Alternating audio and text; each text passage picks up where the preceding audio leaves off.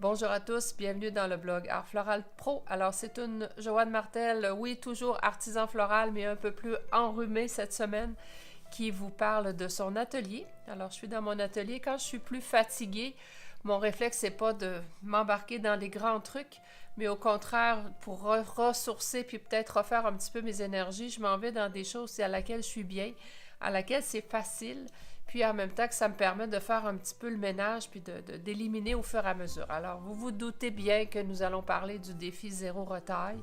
C'est un défi qui, pour moi, est constant, d'autant plus qu'il y a énormément d'argent, souvent qui dort dans des boîtes, euh, qui traînent ou que l'on remise, puis qu'on pousse et on pousse et qu'on empile, on empile. Alors moi, dans mon cas, j'ai fait le défi qu'au fur et à mesure, j'allais utiliser d'une manière intéressante et inspirante ces éléments. Alors aujourd'hui, on va regarder à l'approche des fêtes comment confectionner, comment avoir quelques idées de plus pour confectionner avec soit des petits animaux, soit avec des petits personnages. C'est quelque chose que j'aime beaucoup parce que ça m'amène dans la nature, ça me fait recréer des petites scènes de vie. Moi, ça me parle beaucoup. Maintenant, si on regarde, j'ai, à défaut de les mettre dans des vases ou des petits montages dans des vases ou des contenants, moi, je vais utiliser des morceaux de bois. Donc, ça se trouve à être des morceaux, des retailles de mobilier urbain. J'ai la chance de pouvoir ramasser ni plus ni moins beaucoup de bois précieux. Alors, c'est de l'acajou du Brésil, j'ai du épée, ça peut être aussi d'autres essences exotiques, même si c'est des essences... L'avantage des essences exotiques, c'est qu'elles ont un certain poids, ce qui fait que les choses sont un petit peu plus solides, ou du moins vont tenir un peu plus en équilibre.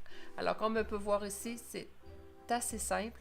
Il n'y a que peu d'éléments. Alors, on reste dans le côté contemporain où on multiplie un petit peu plus les éléments que d'en avoir plusieurs. C'est assez épuré, mais en même temps, on veut quelque chose qui soit abordable et qui se fasse rapidement. Question confection, bien évidemment que là, on va travailler avec la perceuse. Là, vous avez la version fille, évidemment la version plus grosse. Dans mon cas, j'ai souvent une petite mèche quand je veux percer pour attacher certaines choses, une plus grosse pour faire les trous pour rentrer les tiges. La colle en pistolet fait très bien l'affaire. Par contre, vous pouvez, pour des travaux plus gros où vous voulez être sûr que ça soit très solide, ben, j'utilise la colle de construction. Dans ce cas-ci, c'est de la 8 fois ou de la 4 fois. Je peux vous assurer que c'est très, très, très efficace. Alors, tant qu'à faire, comme je dis toujours, pourquoi pas bien le faire? Surtout si c'est manipulé beaucoup. Parfois, il faut prendre cette précaution-là. Le client va l'apprécier, mais nous aussi dans le transport. On peut avoir un autre petit exemple ici. Là, j'ai carrément changé de sens mon petit bout de bois, ce qui fait en sorte qu'on l'a plus sur la hauteur, ce qui donne un petit peu plus de présence et de prestance. Les éléments sont vraiment des petits bouts, des retails ou des choses que je mets de côté parce que je sais que ce genre de montage-là, je vais avoir besoin. On finit par connaître un petit peu ce à quoi on aime travailler. Et d'année en année, vous allez le voir, vous allez avoir plusieurs exemples d'ici la fin de la vidéo sur différentes façons de les présenter. J'ai même utilisé des caisses d'huîtres. Il y a certaines caisses qui n'ont aucune écriture. Il y en a d'autres que c'est une écriture, mais qui peut être intéressante. Ça fait un peu plus vintage. À vous de voir ce qui vous inspire ou ce que vous pouvez trouver. Mais la note la plus importante, c'est de ne pas accumuler pour faire ça dans 5 ans, mais de le faire au fur et à mesure. Et on dit toujours, à faire 1000 fois le même type de choses, on devient meilleur et plus rapide et plus productif que de faire 1000 fois des choses toutes différentes où on a l'impression qu'on s'y perd et qu'on ne s'y retrouve pas. En fin de semaine, suis allée visiter un salon des artisans. Alors, ce que j'aime dans les salons des artisans, c'est de voir comment les autres créent, même si c'est des choses différentes, même s'il y a peu de fleurs. Le but est vraiment de m'imprégner d'un environnement créatif. Et cette année, entre autres, j'ai découvert une dame qui est à Rivière-du-Loup. Je pourrais mettre les coordonnées en référence, pour les trouver soit au bas de la vidéo ou dans le texte, qui fait des petits avec de la terre cuite. Elle va faire différents objets et qui sont fumés. Alors, ce qui leur donne une couleur qui peut être de très pâle à très, très foncée. C'est cuit. Et dans ce cas-ci, c'est des petits oiseaux avec des branches dans lesquelles on peut les piquer pour mettre dans des plantes. Moi, évidemment, je vais probablement voir, puis vous verrez peut-être ultérieurement, mais mettre ça sur un socle en bois et venir retravailler autre chose. Donc, je trouve que c'est des éléments particuliers qui sont très uniques et qui font en sorte de faire un beau complément à ce que l'on peut faire. Ces gens-là, souvent, sont très ouverts aussi à avoir certaines ententes avec vous. Donc, ça peut être d'en rentrer une petite série, une collection, et de voir au fur et à mesure à renouveler, puis peut-être avoir une entente aussi par rapport au coût, à défaut de les acheter à plein prix. Vous allez voir également, un petit peu plus tard, j'ai fait comme plusieurs photos, séries de photos. Alors, j'aime beaucoup les petits personnages. Vous allez pouvoir, entre autres, je vais vous en montrer un ici. Celui-là, c'est celui-là de cette année. Alors, c'est comme un petit bonhomme de neige avec toutes les petites plumes. Alors, lui aussi, j'ai jumelé des morceaux de bois. Lui, il a les grandes pattes qui peuvent descendre à côté d'une tablette. Ce que je trouve intéressant, c'est de vous l'approcher. Voilà. Encore une fois, percé. Dans ce cas-ci, j'ai percé et j'ai attaché avec de la broche. Parce que juste coller dans ce sens-là, quand on a des trucs qui ont de la poudre ou des petits brillants, mais aussitôt que ça peut facilement se décoller du plastique, donc je préfère l'attacher avec de la broche. Donc c'est percé avec une mèche plus petite, mais ça vient de faire une belle finition. Et encore là, on essaie de trouver pas nécessairement les broches brillantes, mais les broches qui sont plus mates, qui sont plus foncées, vont venir se fondre et vont juste faire le côté solidité et non pas apparent. Encore une fois ici, vous voyez tout à l'heure les petites étoiles. Donc c'est assez simple, mais ça fait des petits montages qui sont un peu différents et qui peuvent permettre d'animer ou d'offrir des petits cadeaux intéressants. Je vous laisse sur la vidéo comme telle parce qu'on va se déplacer. Je vais aller vous montrer une autre petite série, mais celle-ci avec d'autres petits personnages, puis je vais vous donner d'autres idées. Voici une petite famille bien sympathique. C'est le genre de paysage qui soit dans toute sa splendeur comme on le voit présentement ou en petites sections que j'adore faire. Je trouve que c'est tellement agréable à regarder, c'est reposant. Ces gens-là ont l'air de prendre le temps. Alors quand je vous disais tout à l'heure que je suis enrhumée, que j'ai un peu de fatigue accumulée comme la plupart d'entre nous, de vous tous, quand je regarde ce genre de choses-là, que je fais ce genre de choses-là, ben, ça me réénergise d'une manière saine et douce.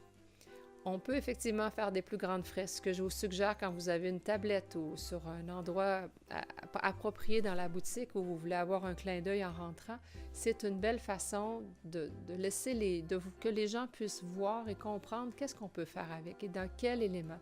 Ça remplace un petit peu, sans remplacer, mais ça complète un petit peu la crèche qu'on avait au pied de l'arbre. J'ai des gens qui maintenant sont en appartement ou en condo et qui ne veulent plus ou n'ont pas l'espace pour faire un grand sapin. C'est ce genre de choses que je peux leur suggérer. Alors, il peut y avoir un sapin plus petit, accompagné, ou un élément avec des branches et des baies qui vont venir compléter là, les petits personnages, puis ça anime le temps des fêtes. Ça permet de sortir quelque chose qui est facile, sans être très compliqué, mais qui va apporter une belle touche.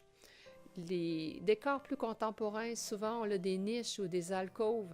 C'est un bel élément pour aller placer. Ça fait un beau clin d'œil encore là. Il y en a de toutes les sortes, de toutes les couleurs. Bref, c'est à vous de vous les approprier. Moi, dans ma boutique, les gens venaient chercher une signature. Alors, c'est rare que je vendais les personnages tels quels, à moins que quelqu'un était bricoleuse puis voulait faire un petit peu ce que je faisais.